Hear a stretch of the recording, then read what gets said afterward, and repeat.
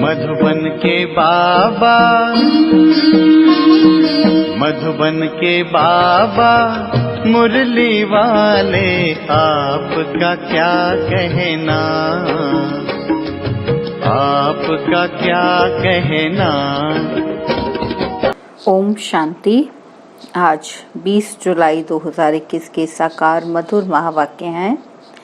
आज मीठे मीठे बाप दादा बोले, मीठे बच्चे, इस सभा में बाहर मुखी बनकर नहीं बैठना है, बाप की याद में रहना है।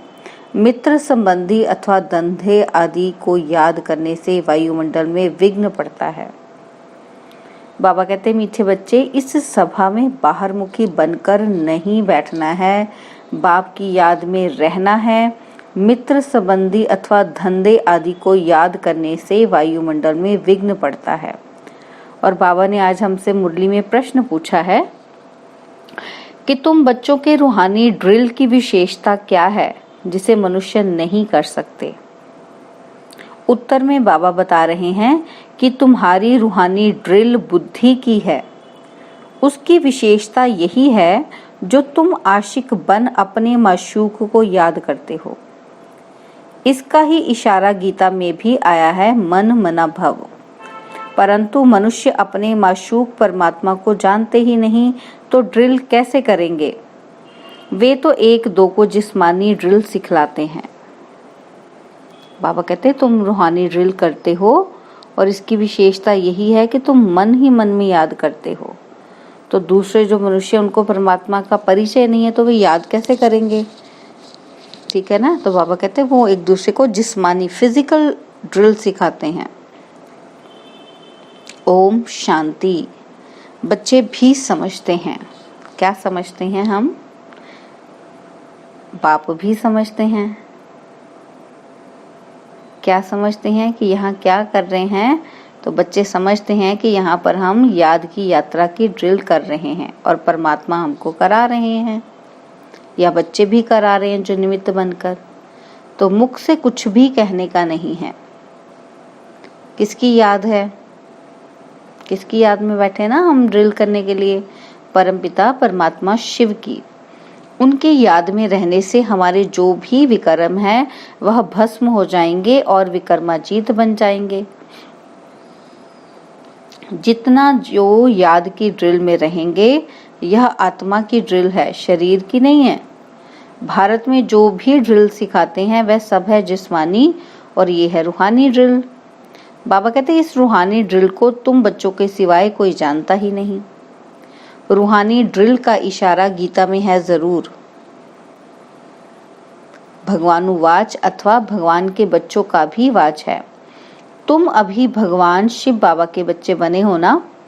बच्चों को फरमान मिला है। क्या फरमान मिला है? मामेकम याद करो। बाप भी ड्रिल सिखलाते हैं और बच्चे भी यही ड्रिल सिखलाते हैं। कल्प पहले भी बाप ने यही कहा था कि मुझ बाप को याद करो। इसमें घड़ी घड़ी कहने की दरकार नहीं है, परंतु कहना पड़ता है। बाबा कहते यहाँ बैठे कोई अपने मित्र संबंधियों धंधे आदि को याद करते रहते हैं तो वायुमंडल में विघ्न डालते हैं, क्योंकि बुद्धि कहीं और चलती है ना। बाप कहते हैं जैसे यहाँ तुम याद में बैठे हो, ऐसे ही चलते फिरते कर्म करते हुए याद में रहना है। जैसे आशिक माशूक एक दो को याद करते हैं, उन्हों की याद है जिस्मानी और तुम्हारी है रूहानी याद। आत्माएं भक्ति मार्ग में भी आशिक होती हैं परमपिता परमात्मा माशूक की, परंतु माशूकों को जानते ही नहीं हैं, ना अपनी आत्मा को जानते हैं। माशूक बाप आया हुआ है। भक्ति मार्ग से लेकर आत्माएं आशिक बनी हैं। ये है ही आत्माओं और परमात्मा की बात। बाप बच्चों को सम्मुख कहते हैं।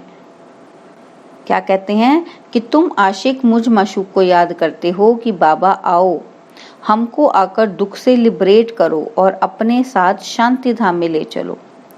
बाबा कहते तुम जानते हो अब इस दुख धाम मृत्यु लोक का विनाश होना है। अमर लोक जिंदाबाद और मृत्यु लोक मुर्दाबाद। तुम अभी ब्राह्मण बच्चे बने हो, तुम्हारे में भी नंबरवार पुरुषार्थ अनुसार हैं। तुम बच्चों को पूरा निश्चय होना चाहिए क्या निश्चय होना चाहिए कि हम अब नरकवासी से स्वर्गवासी 21 जन्म के लिए बनते हैं। कोई मरता है तो कहते हैं स्वर्गवासी हुआ, परंतु कितने समय के लिए स्वर्गवास हुआ ये कोई भी नहीं जानते हैं। बाबा कहते अब तुम पुरुषार्थ कर रहे हो स्वर्गवासी बनने के लिए, ये कौन निश्चय कराते हैं? वह है गीता का भगवान, परंतु वह तो एक ही निराकार होता है। मनुष्य समझते हैं निराकार तो निराकार ही है, वह कैसे यहाँ आकर सिखाएंगे?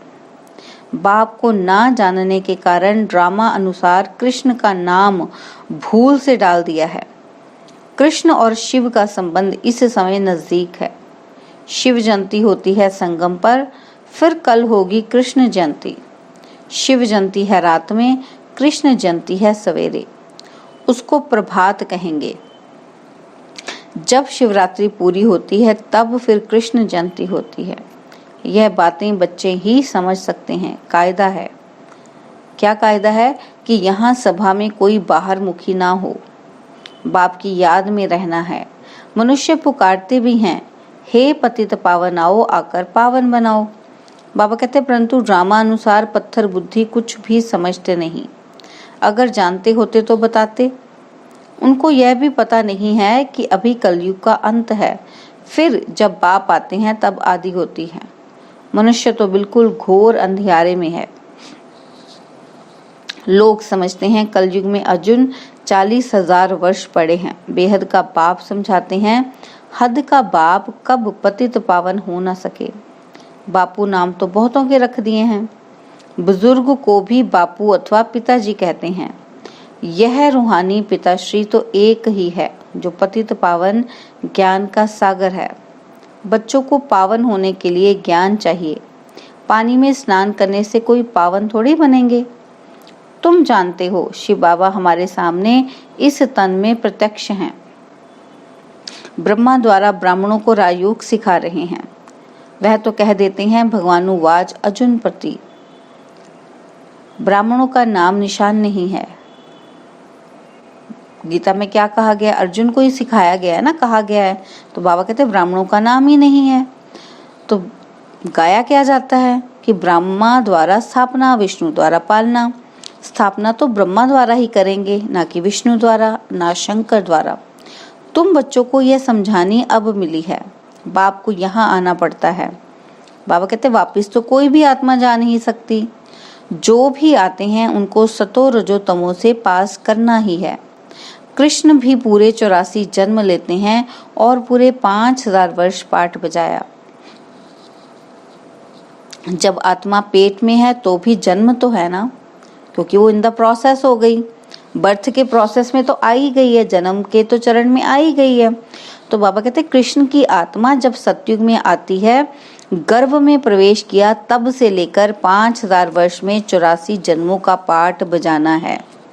बाबा कहते कृष्ण की आत्मा ने गर्भ में प्रवेश कर लिया, माना सतयुग का आदि हो गया है, क्योंकि वो प्रोसेस में आ गई है। वो आत्मा ने इस धरा पर एंट्री ले ली है। बाबा कहते हैं जैसे शिव जयंती मनाते हैं तो इसमें बैठा है ना, कृष्ण की आत्मा भी गर्भ में आई, चुरपुर हुई। उस समय से लेकर 5000 वर्ष का हिसाब शुरू होता है। चुरपुरी मीन्स एक्टिव हो गई, शुरुआत हो गई। बाबा कहते अगर कम जास्ती हो तो फिर 5000 वर्ष में कम हो जाए। यह बड़ी सूक्ष्म समझने की बातें हैं। अगर बाबा कहते उस समय को काउंट ना करे तो वो 5000 की गिनती में कम हो जाएगा समय, ऐसा तो हो ही नहीं सकता। इसलिए बाबा कहते ये बहुत सूक्ष्म है, बहुत डीप है समझने के लिए। बच्चे जानते हैं, क्या जानते हैं कि कृष्ण की आत्मा फिर से यह ज्ञान ले रही है, फिर से श्री कृष्ण बनने के लिए। तुम भी कंसपुरी से कृष्णपुरी में जाते हो। यह बातें बाप बैठ बच्चों को समझाते हैं। बाबा कहते हैं कि माया बड़ी दुष्टर है, अच्छे अच्छे महारथियों को भी हरा देती है। ज्ञान लेते लेते कहाँ ग्रहचारी बैठ जाती है। आश्चर्यवत हमारा बनंती कथंती। बाबा कहते ओहो माया फिर भी भागंती हो जाते हैं। माया का इतना जोर है कि बच्चों को ले जाती है अपने साथ। बाबा कहते कमाई में ग्रहचारी बैठ जाती है। राहु का ग्रहण सबको लगा हुआ है। अभी तुम्हारे पर बृहस्पति की दशा बैठी है, फिर चलते चलते कोई पर राहु का ग्रहण बैठ जाता है। तब कहते हैं महान कमबख्त इस दुनिया में देखना हो तो यहाँ देखो। बाबा ने देखो क्या शब्द इस्तेमाल किया, महान कमबख्त मीन्स अपना भाग्य को ठोकर लगा दी। बाबा कहते यहाँ पर बच्चों में ऐसे बच्चे भी हैं, हर तरह के बच्चे। बाबा कहते दुनिया में देखना है तो यहाँ पर देख सकते हो, जो अपनी बनती हुई किस्मत को बिगाड़ देते हैं। तो उसके लिए बाबा ने महान कमबख्त बोला है, शब्द इस्तेमाल किया। बाबा कहते तुम्हारी आत्मा कहती है, क्या कहती है कि हम बाप से सदा सुख का वर्षा ले रहे हैं। बाबा आपसे कल्प पहले भी यह वर्षा लिया था, फिर से अब बाप के पास आए हैं। बाप ने समझाया है कि बाहर तुम्हारे सेंटर्स पर बहुत आएंगे समझने के लिए। यहाँ ये है इंद्र सभा, इंद्र शिव बाबा है ना, तो ज्ञान वर्षा बरसाते हैं। तो ऐसी सभा में पतित कोई आ नहीं सकता। सब्ज परी पुखराज परी जो ब्राह्मणियां पंडा बन जाती हैं, उनको कहेंगे अपने साथ कोई भी विकार में जाने वाले को नहीं ला सकते हो, नहीं तो दोनों रिस्पॉन्सिबल हो जाते हैं। कायदा है ना कि कोई विकारी नहीं जा सकता बाबा से मिलने। तो बाबा कहते अगर ब्राह्मणी लेके जाती है तो वो भी रिस्पॉन्सिबल हो जाती है। किसी विकारी को साथ ले आए तो उन पर बहुत दाग लग जाते हैं, फिर बहुत भारी सजा मिल जाती है। परियों के ऊपर बहुत रिस्पॉन्सिबिलिटी है। परियां कौन? निमित्त बहनें। बाबा कहते हैं उन पर बहुत रिस्पॉन्सिबिलिटी है। कहते हैं मानसरोवर पर स्नान करने से परी बन जाते हैं। वास्तव में ये है ज्ञान मानसरोवर। बाबा मनुष्य तन में आकर ज्ञान वर्षा बरसाते हैं। ज्ञान सागर है ना, तुम नदी भी हो सरोवर भी हो। ज्ञान सागर इसमें बैठ बच्चों को लायक बनाते हैं। किसके लायक बनाते हैं? स्वर्ग में जाने के लिए। स्वर्ग में है श्री लक्ष्मी नारायण का राज्य। ये है प्रवृत्ति मार्ग का एम ऑब्जेक्ट। कहते हैं हम दोनों ज्ञान चिता पर बैठ लक्ष्मी नारायण बनने वाले हैं। ऊंच पद पाना है ना। आधा कल्प आत्माएं तड़पती रहती हैं। क्या कहती हैं कि बाबा आओ आकर हमको राजयोग सिखलाए, पावन बनाओ। बाप इशारा देते हैं कि भारतवासी जो देवी देवताओं को मानने वाले हैं, उन्होंने जरूर 84 जन्म भोगे हैं।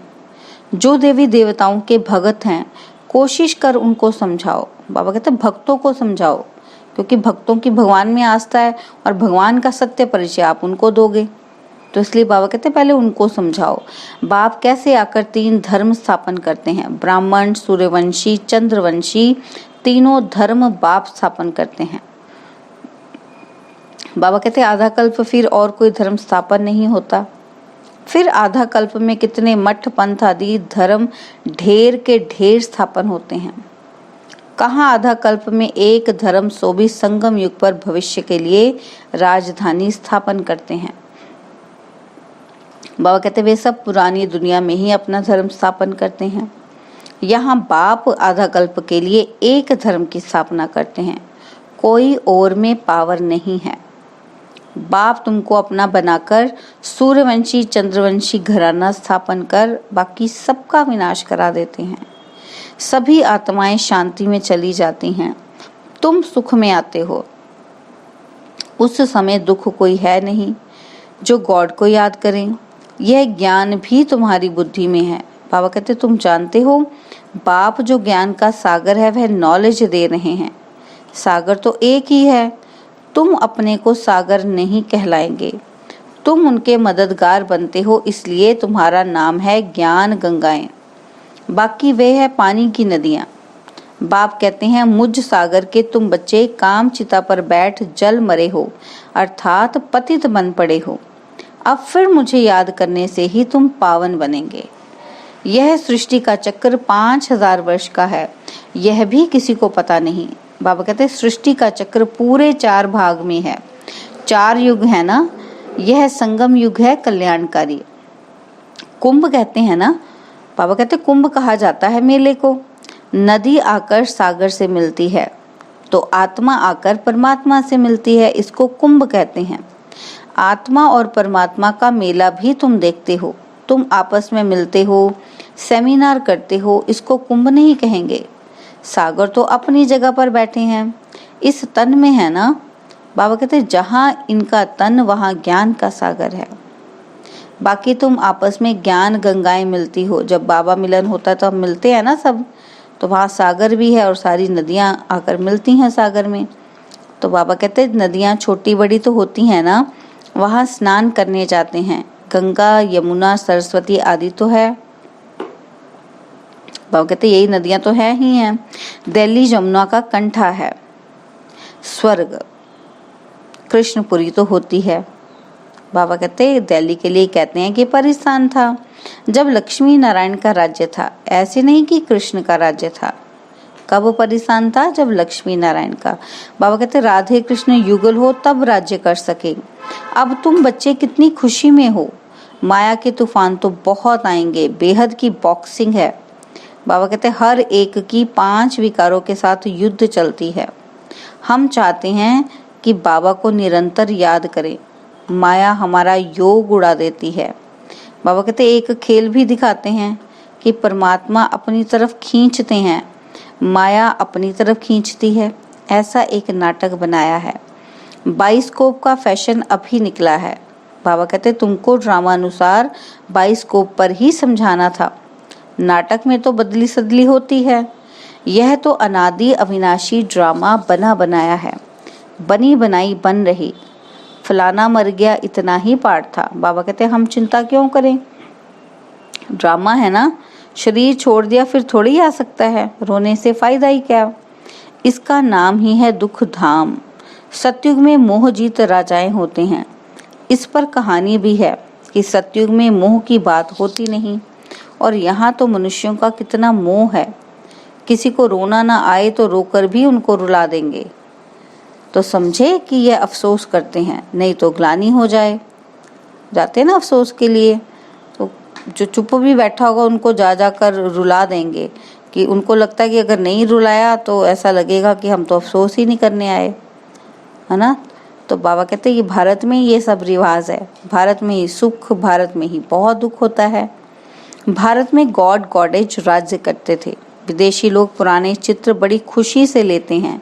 पुरानी चीज़ का मान होता है ना, एंटीक समझते हैं, और एंटीक चीज़ की वैल्यू बहुत होती है। तो बाबा कहते हैं सबसे पुराना तो शिव यहाँ आया था ना, तो उनकी कितनी पूजा करते हैं। अब तो शिव बाबा आया है, तुम पूजा नहीं करेंगे। बाबा कहते वह तो होकर गया है, तो उनकी पूजा करते रहते हैं। अच्छा, मीठे मीठे सिकिलदे बच्चों प्रति माता पिता बाप दादा का याद प्यार और गुड मॉर्निंग। रूहानी बाप की रूहानी बच्चों को नमस्ते। हम रूहानी बच्चों की रूहानी बाप दादाजी को दिल व जान सिखवा प्रेम से नमस्ते। ओम शांति। प्यारे बाबा, मीठे बाबा, मेरे बाबा, शुक्रिया बाबा, शुक्रिया बाबा, शुक्रिया बाबा। धारणा के लिए मुख्य सार है। पहला पॉइंट है कि ड्रामा के ज्ञान को बुद्धि में रख निश्चित बनना है, निश्चिंत बनना है। किसी भी प्रकार की चिंता नहीं करनी है, क्योंकि जानते हैं बनी बनाई बन रही है। निर्मोही बनना है, मोह नहीं रखना है किसी के साथ। सेकंड पॉइंट है कि बाप द्वारा जबकि बृहस्पति की दशा बैठी है तो संभाल करनी है, राहु का ग्रहण न लग जाए।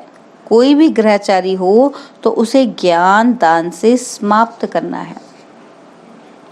वरदान है सदा मनन द्वारा मगन अवस्था के सागर में समाने का अनुभव करने वाले अनुभवी मूर्त भव। सदा मनन द्वारा मगन अवस्था के सागर में समाने का अनुभव करने वाले अनुभवी मूर्त भव। बाबा कहते हैं अनुभवों को बढ़ाने का आधार है मनन शक्ति। मनन वाला स्वतः मगन रहता है। मगन अवस्था में योग लगाना नहीं पड़ता, लेकिन निरंतर लगा रहता है, मेहनत नहीं करनी पड़ती। मगन अर्थात मोहब्बत के सागर में समाया हुआ, ऐसा समाया हुआ जो कोई अलग नहीं कर सकता। तो मेहनत से छूटो। सागर के बच्चे हो तो अनुभवों के तालाब में नहीं नहाओ, लेकिन सागर में समा जाओ, तब कहेंगे अनुभवी मूर्त। और स्लोगन है ज्ञान स्वरूप आत्मा वह है जिसका हर संकल्प हर सेकंड समर्थ हो। ज्ञान स्वरूप आत्मा वह है जिसका हर संकल्प हर सेकंड समर्थ हो। Om Shanti. With you, I can be sad with you. Just take my hand and fly up through the dream